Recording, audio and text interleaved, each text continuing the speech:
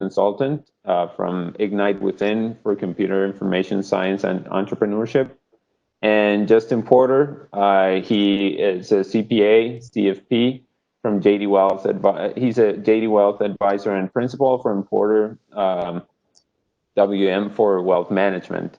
And I would like just to invite you both to introduce yourselves, and we'll get started. We would like it to be like a very casual conversation. It's not we're not going to ask you difficult questions or anything, hopefully. Sounds good. Gladys, why don't you start? Sure. I'm a Georgia State alumni, so I'm excited to be here. My daughter is as well. So I'm excited to have that legacy with both of us having attended Georgia State. And as I said, I'm the founder of Ignite Within, but I come from a corporate executive background. Used to work for IBM and was there for 30 years with IBM here in the U.S., but also had the wonderful opportunity to actually work and live over in Africa. So I did work for IBM in Nigeria, Ghana, and Kenya. And it really gave me this global experience. I always wanted to have that, and I built that into my strategy of what I wanted to do when I was in corporate. I didn't want to be in a global assignment and be on the phone talking to someone from another country. I wanted to be in that country and working and understanding the culture and all of that. And my intention for doing that was a dual intention. One was to work with IBM and have that experience globally, but I also at that point decided that I wanted to really get into my own business and wanted to see how business was operated under in another country, working with other cultures. And I really have taken that inspiration of global experiences and knowledge and cultures and all of that, and really have embedded that in my life, but also with clients that I work with, and would encourage the students that are on this call that you have this global perspective now, and not just this tunnel vision perspective of what the opportunities are and where you can take whatever it is that you want to do in your life. Doesn't matter what career path, what industry path that you go on. So I've had the opportunity to work across multiple industries, functions, and all of that throughout my career, and been in business with IBM, with my company Ignite Within, for about 6 years now. I am living my purpose and work with professionals who hate what they do or disengaged in what they do to get that clarity of purpose and objective so that they can set an executable plan to accelerate and sustain their personal and professional growth, right? So that's kind of me, helping clients to have more money, more freedom, more fun, all with less stress, and being able to do all of that regardless of the environment in which we're working in, regardless of the environment in which you find yourself in. Yeah, that's me. And I'm a grandmother and a mother. And the grandmother role, I have 3 grandbabies, 7, 6, and 1. And that is by far the best role in the whole wide world. Thank you. Thank you very much, Gladys. You're welcome. I like you, Gladys. That is fantastic, and it's going to be hard to follow that. My life is a little less exciting, although I do get to live vicariously through that with my wife. She does international projects through the CDC, so we get a little bit of that, but mine's much more domestic. I'm also a GSU alum for graduate school. I went to Georgia Tech for my undergrad and Georgia State Law for my graduate school.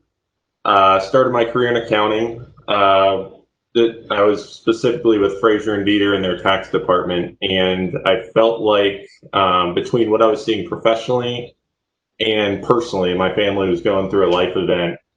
I felt like I needed to, go in a slightly different path than just staying in the CPA role. So ultimately, I wanted to be a financial advisor. And actually, when I was younger, I wanted to kind of do it all. My mom was relying on her financial advisor, CPA, and attorney when my father passed away when I was in college. And so I kind of wanted to fill that role that I saw her being helped through. And so that's ultimately why I went to law school and finally chose the path of financial advisor. I realized that you can't be good at all things, so you need to focus on one thing. And right now, my practice, I do pull on my legal and accounting expertise, but it's more of helping people figure out what to do with their money, how to manage it, how to make it more effective. And I work with a lot of small business owners, so a lot of their wealth is concentrated, making their plans a little bit harder to deal with than if you just had a lot of money in a 401k. So that's the short and sweet version of my role. But yeah, I enjoy it a lot. It's definitely something that I have a passion for, just from what my family went through. And it's really fun to sit down with people and work one-on-one with them and get to know what their goals are, what they're passionate about, and how to help them get to that next step. So hopefully that's a good background on this for the discussion. Absolutely, and thank you, Justin, as well for everything you shared. And since this is we want this to be a panel about industry insights and what of everything you've lived through, both Gladys and Justin, and all your experience, what can students get from that, from the places you've been, the companies you've worked for or worked with now, with each one of you with your own practice. So I would like to start with a simple question, but sometimes it's something that we need to work on as students when we're looking for a job. You, as a hiring manager, what is the most important factor you consider when hiring someone? Gladys, do you want to go first? Go ahead, Justin. Oh. What I look for is teachability. So I'm not so concerned about what you know today. I'm more concerned about finding your potential, right? So if you're going to be with me for the next 5, 10, hopefully 20, 30 years, I want to know that you can grow into the roles that you're going to need to be in one day. And so if you're coachable, if you have a drive for learning new things and teaching yourself those new things, because that's really what you have to do in business. And then like personal accountability is another thing. So if you are able to get the stuff done without someone holding your hand, that is a very valuable employee to me. What do you think, Gladys? Well, I really think it's important. I look for, what is your emotional state? Yeah. That's what I want. I mean, where are you? How do you come to me when you are, wanting that job? Are you coming to me where you are uncomfortable and not confident? Are you coming to me where you are showing outwardly your fears? How comfortable are you? How much energy are you showing? I love enthusiasm, right? I want to know that you want this, that you got this, that you are confident in who you are. I want to feel that from you, right? And so I look for that, because the more you can show that and it's naturally coming out of you, that's what I know you're going to put into it when you come in and you're working for me, right? And so I really want that. I like that confidence. I like that clarity. Not that you have to know everything, because you don't, because you need to be teachable as well, but that you are open to learning. And when I see that energy and enthusiasm and all of that in you, and that you're fired up from the inside out, that's what I'm wanting, because it's important that you know that you are coming into a high performance culture. I said that you need to think about how you compete, and we have to compete globally now, because you're not just competing with somebody that lives in Atlanta. Yeah. Somebody who lives in Atlanta and the company is in Atlanta can hire somebody that's in California, hire somebody that's in Europe. So that means that you have to raise the level of your game, and your self-image has to be raised. If your self-image is just here of who you are, then you're only going to go so far, this far. But if you can raise your self-image and that emotional state and energy that you bring, then you can go further and you'll keep raising it the more you have your experiences and things like that. So we can teach you the technology, the mechanics, what you know, that can be taught. That energy that you bring from the inside out, that's something that you have to learn and grow and experience and fail at and all of those kinds of things. So that's what I look for. Yeah. Yeah, Yeah. that's great. Everything you both said, I can completely agree with that. I'm not an entrepreneur. I don't have my own company, but I've seen definitely that there is this entrepreneurial spirit that many people appreciate. Not necessarily to build your own company, but it is to fight for the company you're working for as if it was your own. And that drive, that teachability, as Justin mentioned, and that accountability, self accountability. Like I'm going to do this right, and I don't need somebody like always putting pressure on in order to get results from me. And I like also what Gladys mentioned about that energy that you transmit. I think there's a difference between like that hunger to achieve your goals and desperation sometimes to get a job or get outside of the job you're currently in. I think there's a difference there. So I appreciate what you both said. And now I want to look to it from the other perspective, from the companies you both work in, and the companies you worked as well, as your clients and all your business partners, other companies. What are things that you admire about those companies? For me, what I admire most when I was in the corporate environment, and that was in the beginning, I don't see it as much as I would like to see it now within companies, is the focus on the employee, right?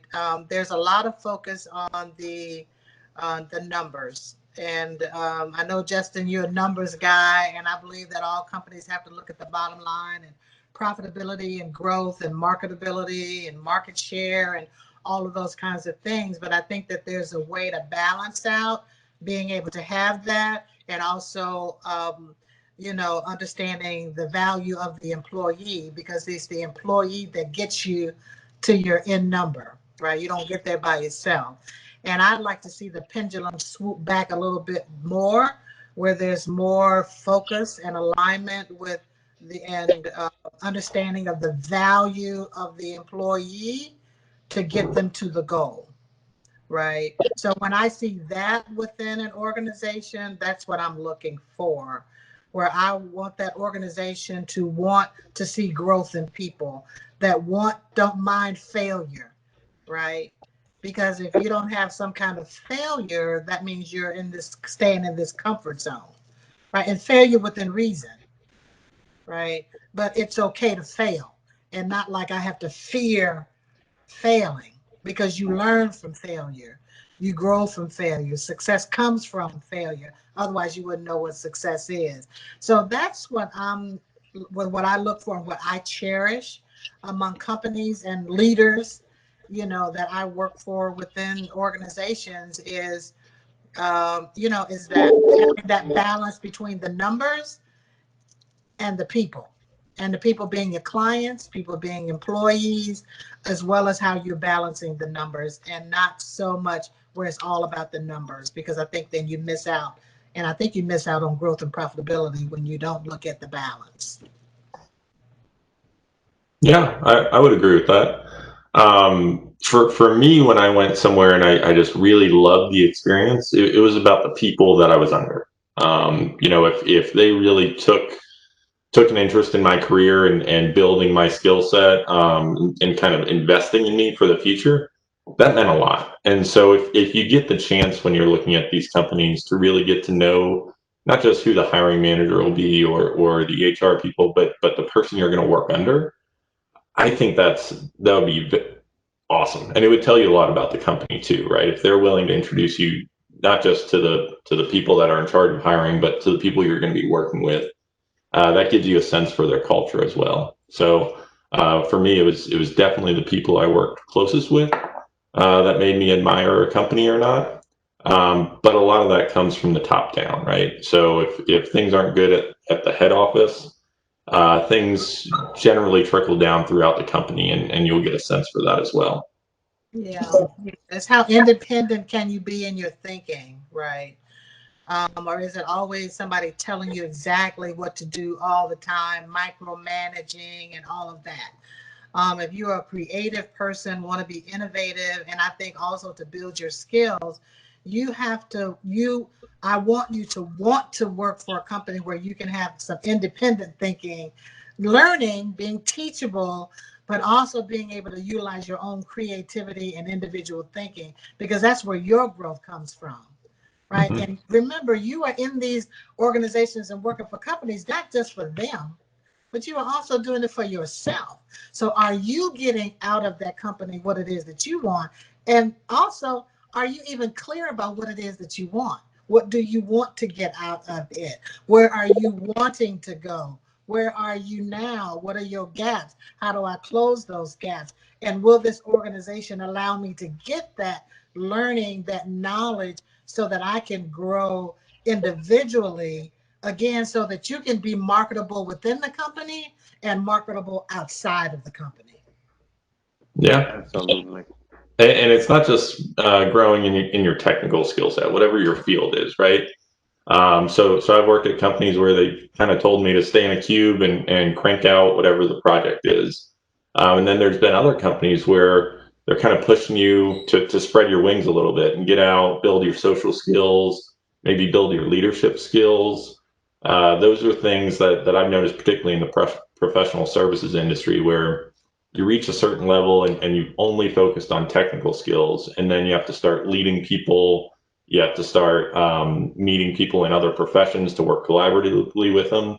And if you haven't been building those skills along the way, it is a sharp learning curve you have to adopt, and it's very uncomfortable. So finding a company that's willing to build the whole person, not just what they need from you right now, would Right. be helpful if I was looking for a job right now. Yeah, and I think it's just so important to, you looking at the company and what the company offers, but I think you also have to know yourself, right? You have Yeah. to know yourself, because you're going to get into companies, and I'm telling you, you're going to think it's all great and wonderful, and you're going to find when you get in there that maybe it's not. Maybe it's that one manager that you're reporting into who, oh my God, I wish they would retire, leave, quit, do whatever. Right. So you are going to run across that. Am I right, Justin? You're going to run across it. Right. So you have to know yourself, and you have to know, how do you manage up? How do you manage your manager? What are the pet peeves of that manager that you don't get along with, so that you can work with them, work through them, work around them, so that you can still get what it is that you want? So, yes, know the company, do all the research you can to know about that company, because what I also find is companies and policy will have it all written and beautiful and wonderful and all of that kind of stuff. But again, it takes people to execute upon that policy, that practice, right? And so they may not, or they may, or this one may, and this one may not. The point is when you're in there and you find it's working well, that's great and wonderful. When you find that it's not, what are you going to do about that? Are you going to stay and be miserable? 24% of workers hate what they do.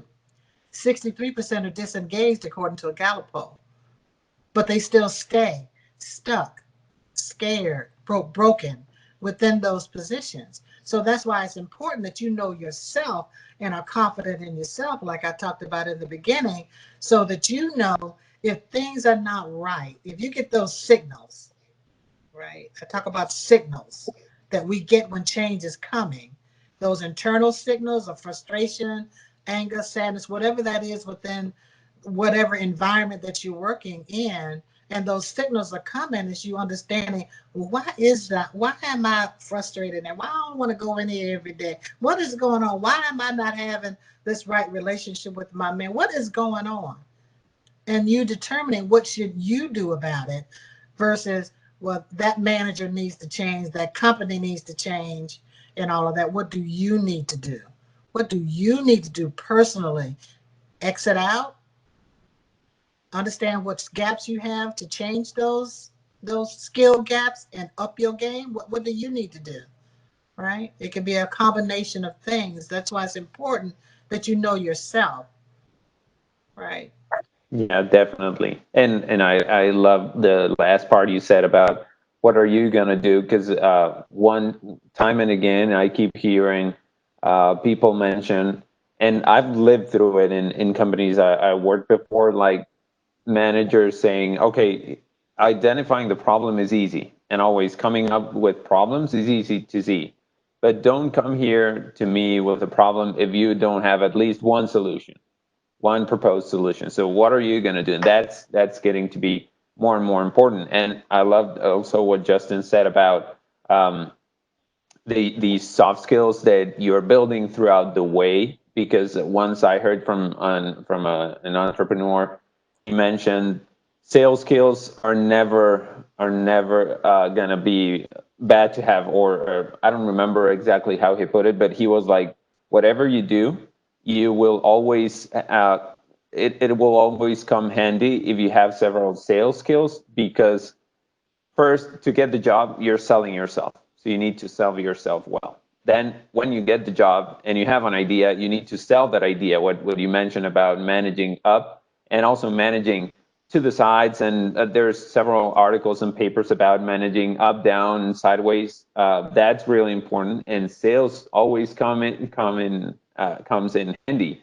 I've worked in sales before, and I think those skills are very important in the corporate world, in the corporate setting. It's Whatever you're critical. doing, you need to sell something at some point, an idea or a project, or you need to sell it to your coworkers first, then to your boss, then to the managing director. Or you need to sell always. You need So to sell it to your these soft parents. skills, You need to sell exactly. it to your parents. You need to sell something with your friends, an idea. So it's across the board, right? So we look at ourselves in these silos, you know, working, business, brother, son, parent. We're not silos, we're interconnected. So look Absolutely. at everything that you do and how does that align across my whole life, my whole self, right? And now we have a different challenge, which is everything that's been happening in the past few months. We're in the middle of a pandemic. There's many things happening right now. Businesses are being shut down. The economy is slowing down.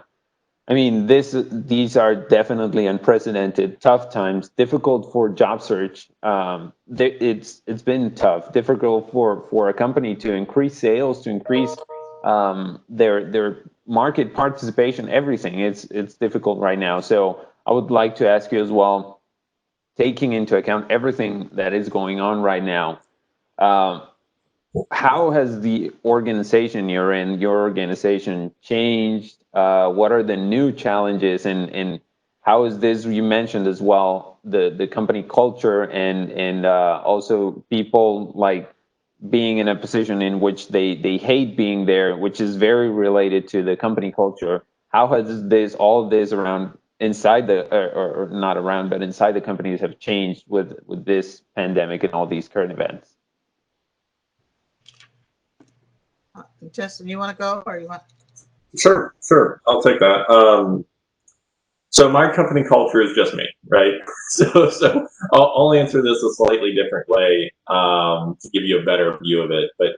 But this is what I'm seeing from the companies that I partner with, mainly professional service firms that are larger, like big CPA firms or law firms. They're changing dramatically. Where they're typically known as being kind of stodgy and slow to change, they're now starting to finally embrace technology, right? Everyone's virtual now. And I think a lot of people realize that they don't necessarily have to go back to the office. So if you are looking for a flexible position where you can work from anywhere, as Gladys was talking about when we first started the video, you have those options now that we didn't necessarily have in the beginning of our career. So that's the plus. The downside is we are in an economic slowdown. because of this pandemic. I graduated in one as well. I graduated in 2009, right after the housing crisis. So it seems very similar.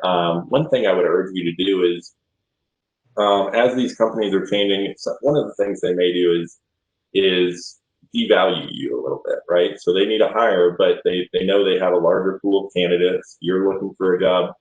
And I would take some of that confidence that I was talking about earlier and know your worth. You know, don't just take a job because you feel like you can't get anything else. Really do a good self-assessment, know your worth. And you know, if you have to take a job that's just not the best fit right now, look for what you can get out of it and bring to your next job. Use it as your stepping stone, and that's perfectly okay to do. As far as other changes to company culture, I think they're embracing things that we've always wanted in the last decade or two. You know, they're embracing the more. It's not so much a work-life balance like they talked about when I was graduating. It's more of blending your work and life so that they meet cohesively. So that's something I'm seeing a lot of, where it's not just about how many charge hours are you putting in, whether you're at a CPA or law firm. So those are a few things I see. Hopefully that gave you some insight. But Gladys, what are you thinking? Well, I think it depends on how companies and individuals look at change, right? So I say change is constant. The change is. It always will be.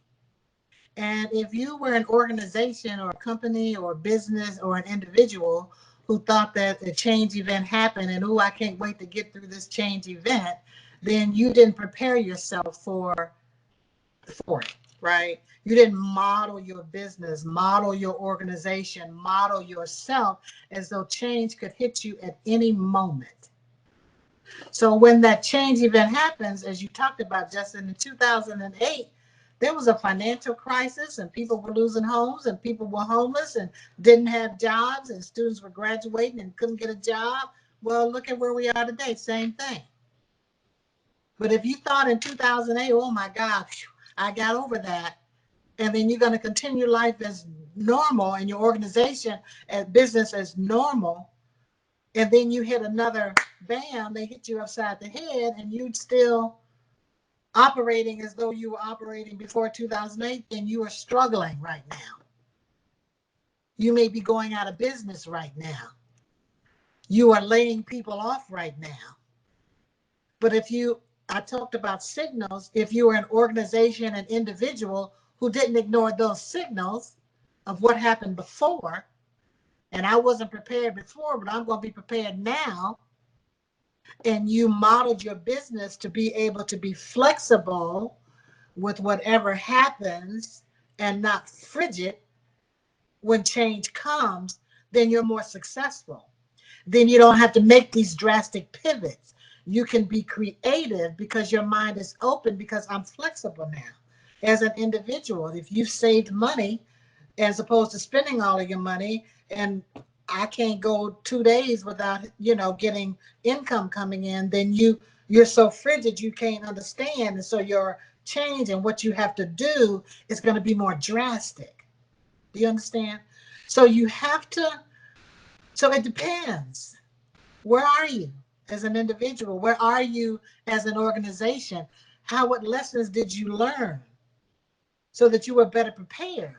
What lessons are you learning now so that you are prepared for the next event that comes? Because it is going to come. And so companies have gone out of business that I know, where clients have gone because the clients couldn't pay, because the clients were going through this. And so they lost. Right? I've known people who are working for organizations where it started out as a furlough, and then all of a sudden, what was a furlough and they were getting paid, now they're getting laid off. So there's been a myriad of things that have happened that's going on depending on how you modeled your business, modeled your life, modeled your organization, preparing and knowing that some change event is going to come that can completely knock you off, so that you're remaining creative and nimble to be able to move with whatever is going on. So clarity.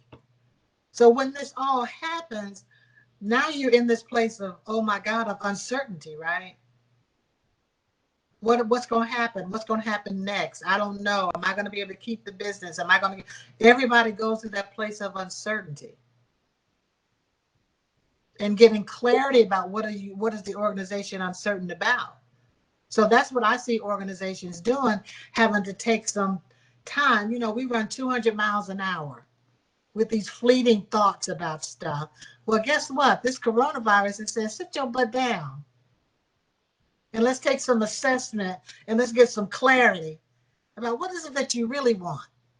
Because I hear a lot of organizations or business owners or individuals, man, I can't wait for this virus to be over so I can go back to normal. Well, you hated the normal that you were in before. So you want to go to normal after this is over versus getting clarity about what is it that you really want and then making the adaptation to that. Because I see businesses and organizations and individuals making a pivot this way when really they should be making a pivot this way. But you didn't sit long enough to figure it out. And you have to do that. Does that make sense? So this organizational change, the culture, all of that is about how are you looking to me about what change is and how it can tap you on the shoulder and what the hell are you going to do about it when it does? Because we know it is going to be. And so are you going to be ready for it? Or are you going to be reacting to it, which creates a culture all within itself that's not a positive culture that will impact your profitability, your ability to make money, your ability to get a job, not having that Absolutely. clarity, etc. Yeah. Yeah, I love everything you both said, and I mean, I completely agree with it. There's one thing that my father, he's an economist, and he always says there's only one thing sure about the economy, only one thing certain about the economy, and it's that there is going to be crisis every now and then. That's the only thing for certain. We don't know how the economy is going to evolve exactly. We don't know how is it going to grow, how much, but we have some insights that might give us an idea of how it will change in the next few days or months. But there's only one certain thing, and it's that crises always come by. And there's cycles. There's cycles from 8 to 10 years of smaller crises and bigger cycles of around 100 years of big depressions. And it happens. So I think what you mentioned, Gladys, is very important about preparing, knowing that it will come eventually at some point, and it's important to be prepared and know where to pivot to, where to look at, where to put your. I think it's important to have a company purpose, and the purpose must not be. I'm doing the master's in marketing, so I look about or I look around things, look at things from a marketing perspective. But it's important to have a purpose, and the purpose must not be tied to the bottom line. That's the consequence. A company that does well is a consequence of having a good purpose and fighting for that purpose. Because employees, when you hire somebody, if they align with that purpose, they're gonna fight with blood, tears, and sweat for that purpose within the company. If it's only for the money, whenever somebody offers them more money, they're gone. And whenever they get a better commute time, they're gone. So it needs to be beyond the bottom line of the company. And Yeah. we've talked about. Go ahead. Go Yeah. ahead. I would just say too that it's just important for the students that are listening to this is that I know that you all go to school for marketing. You know, I was marketing and sales, and my master's is in leadership and or finance or IT or whatever it is. But I want you to. That's okay. But I also want you to be thinking about how do what you're learning crossover functions. How does it crossover functions? Because if something happens in your industry and you can no longer do finance or or IT, what skills do you bring out of that that aligns across anything? That when you're going forward and looking for other opportunities and interviewing, that you are able to articulate your overall skills that are broader than just that one line. Do you all get that? So when that change stuff comes, you're more marketable, more adaptable, because you're looking at yourself in a broader perspective and all of the things that you can bring to the table across any organization, across any function. There are skills that you are learning that you can then leverage, so you're not boxed in where I can only do this. Yeah. I just had to bring Absolutely. that out because I think it's just so important in what I see. And In I want today's to, environment, you have to be able to do that. yeah, and I actually want to piggyback off of that thought because that is part of like self innovation, and it's important to always look for what Justin mentioned it as well, like that adaptability to change and how to adapt to different roles, how to put on different caps in different roles, because some people refer to it as putting on the cap of the technical person, then the salesperson, then and in entrepreneurship, this is even more relevant. So I would just like to ask you both, how would you define both innovation within a company and within the person itself? All of us that we're students right now. How can we incorporate that innovation into our own personality, our own career, so that we can stand out better for the industry? Okay. I would just say no company or person can be innovative and creative if you don't believe that you are, right? If you have a fear of thinking out, people say, think outside of the box. And I'm like, well, why are you in the box in the first place? So you can't be innovative and creative if you are in a box. And to be creative, let me step up outside of this box and let me be now creative, because now I'm outside of the box. And once you've been creative and do this, and let me go back in the box. Take the box. When you go home, take a box, chop that doggone box up, put it in a trash bag, put it in your car, drive it, and put it in the dumpster far away where your GPS can signal you to go back and get that box. Because I told you all, we are in this globally competitive place now. You cannot be in a box and think you're thinking creatively. It's like I'm only thinking from being in this room that I'm in, when there's all of that outside of my house. There's all of that outside of the city of Atlanta, outside of Georgia, outside across the ocean. There's all of that. So you cannot be in a box and think you're going to be innovative and creative to compete in this globally competitive marketplace. You must be outside the box, and you must stay outside the box. Don't work within a box. That's the only way, in my view, that you can be competitive and be in that high performance culture, to be able to be marketable throughout whatever circumstances evolve and come up. It's the only way. Don't get in the box. Don't think outside the box. Don't be in a box whatsoever, so that you can be free spirited to be able to come up with what you need to come up with within that organization. And you need to have a culture that aligns with that, so that your employees can think that way and be that way as well. But throw the box away and put it in the trash can and drive it away so your GPS can't get to it. You cannot operate in today's world and be in a box. To step outside of a box and then step back in, and step outside of a box and step back in. That's over. Those times are over. It's over. But be happy about that. Be joyous about it. Don't fear it. Be happy about it. Say, oh my God, now I can. Yeah. And align yourself with organizations that want that creative and innovative thinking, because some organizations don't want that. Right. That's my perspective.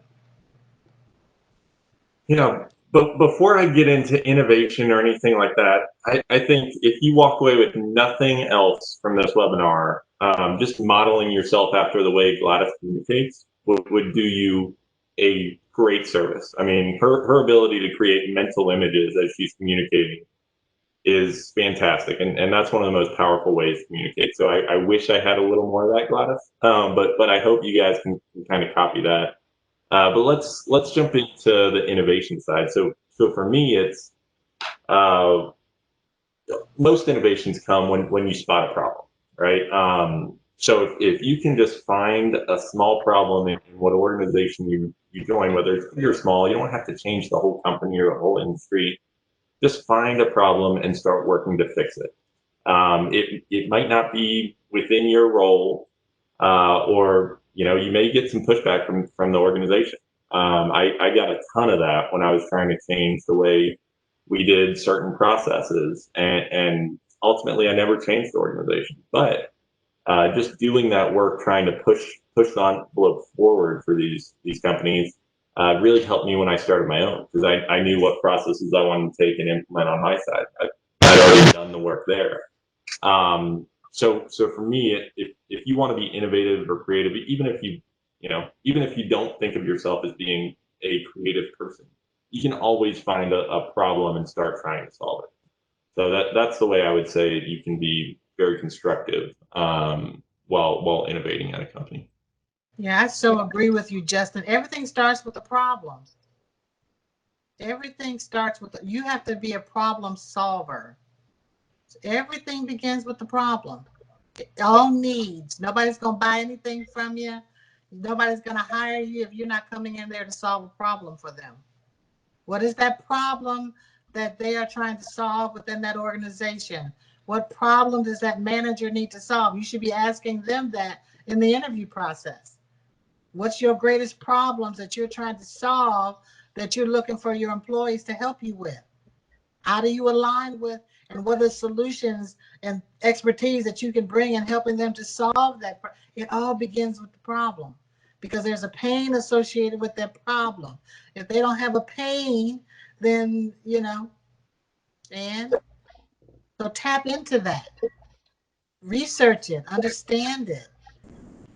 And then what solutions can you bring to the table to solve that problem? Don't be innovative. There's no innovation for the sake of innovation.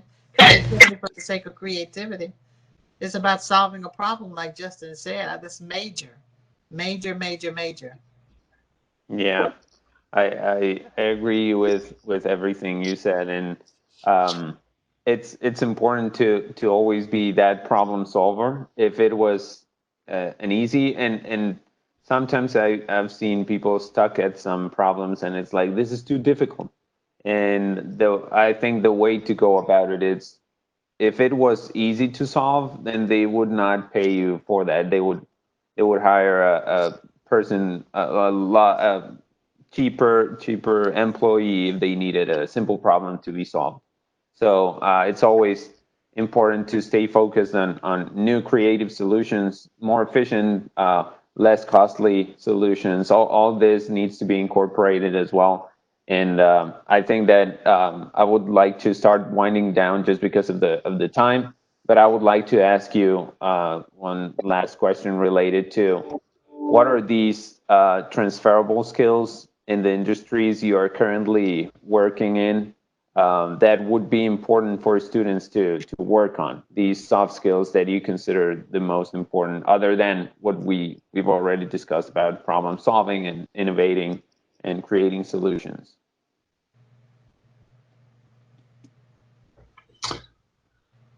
I would say, we already touched on sales. Certainly, every job is going to have a sales component. I think we covered that.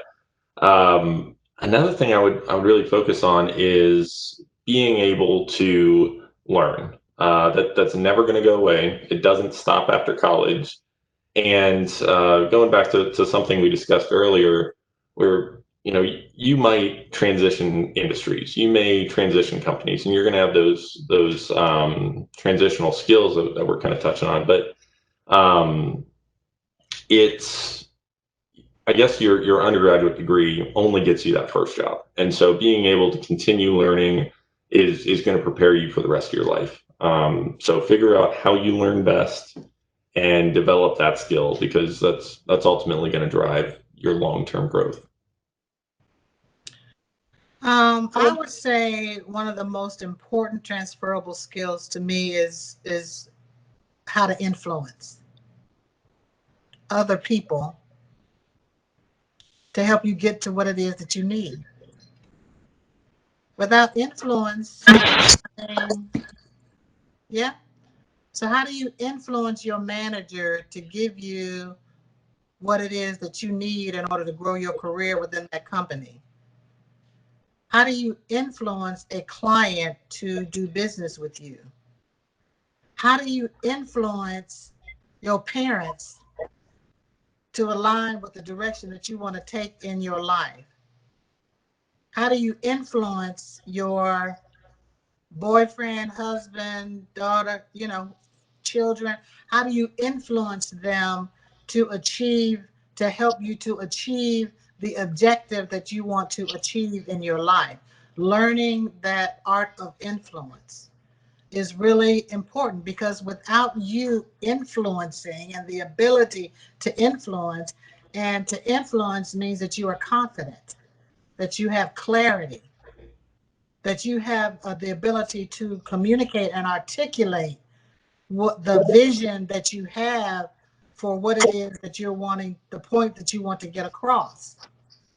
And having the ability to do that, those interpersonal skills, because you will never operate on an island. You will always, always, always be interacting with other people. Now we have to interact with people virtually, over the phone, which is more important that you're able to bring out the interpersonal skills as you are talking to people, that get people motivated, wanting to do what it is that you say you want them to do. Those are the things that are needed in this workplace if you want to become a leader, and not become a leader, because you're already a leader. Do you all know that? You're already a leader in your life. You're responsible for leading in your life. You are a leader. Will you get a title of leader one day if that's what you want? Do you want to be a business owner one day if that's what you want? But right now, you are a leader of your life. You are responsible for setting a vision for your life and making it a reality, taking an obstacle and creating an innovation from it, right? Taking struggles, managing pain is what I call it. You're responsible for doing all of those kinds of things, charting your course. You have to have influence or be able to influence others in order to be able to do that. Influence somebody who's wanting to hire you as opposed to somebody else. Those are the things that are important. Your technical skills, learn them. But the only way that you can do that is through practice. You can't sit behind a desk and not talk to anybody and learn what I'm talking about. You have to practice.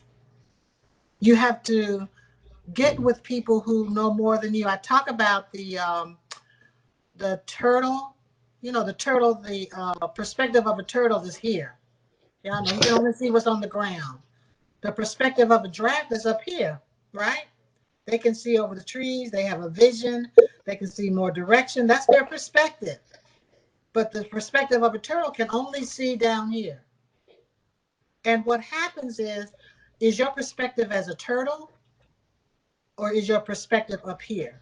Sometimes if your perspective is as a turtle, you need to start aligning yourself, which is why y'all are on this call today, so that you can start raising up to have the perspective of a giraffe.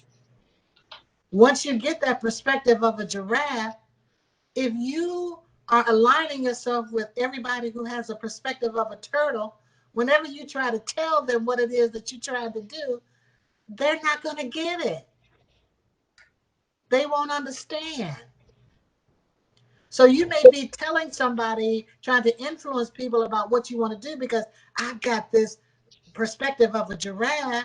But if you're only talking to people, talk to people who can understand what the heck it is you're trying to do. Yes? No, Yeah. because you're wasting your time up here. Meet people who can understand what it is that you're wanting to do. Because the more you're talking to people here, it's just going to bring you back because you're going to get frustrated. You're going to feel powerless, but nobody's listening. Nobody's this or that. And you get into this state that I was talking about before.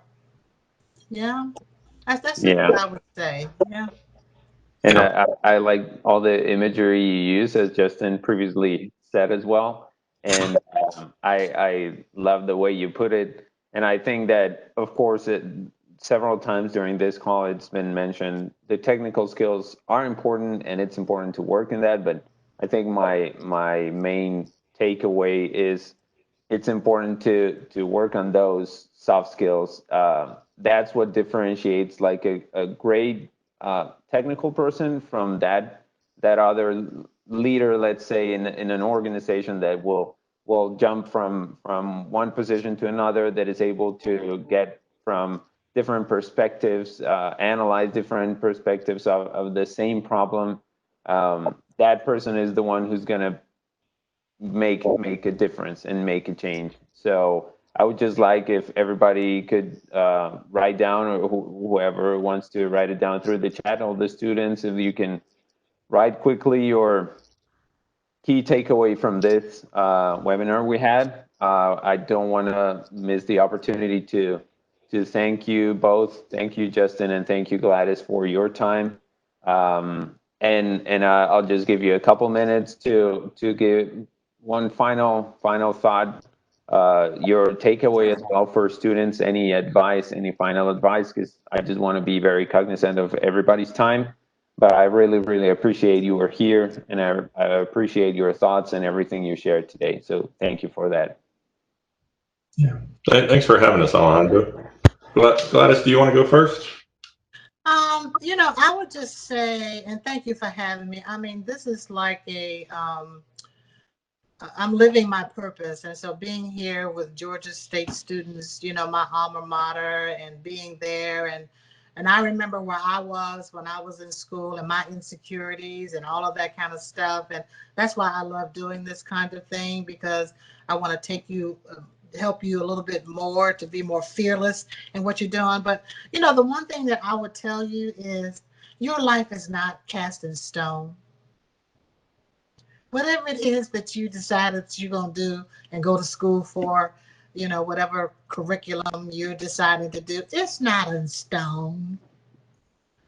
What you say today that you want to do in your life, it is not cast in stone, and I got to always do this, and I got to be miserable. And because your life experiences are going to be so broad and wonderful and all of that, that's going to bring you all of these new perspectives and ideas. And oh my God, I didn't even know about that. It's going to bring all of that. I just want you to flow with what is coming up and what you are learning and what you're experiencing, and stop running 200 miles to say, what does this mean for me and how I need to change and adapt and organize my life, my business, my career. It is not in stone. To the opposite, it is not. And be okay if something doesn't work out. If you get rejected throughout your life, be okay with being rejected. Say, thank you for rejecting me. Thank you for dumping me. Thank you for not giving me this or letting me do this, because all that's doing is helping you to get to know yourself better, for you to do something better. That's what I'm telling you, as sure as you are hearing my voice, I am telling you, go with the flow. Do what you can to learn, to grow, know your skill gaps, go with the flow, and don't put your life and cast it in cement and stone. It's not meant to be that way. That's it. Yeah, I like that.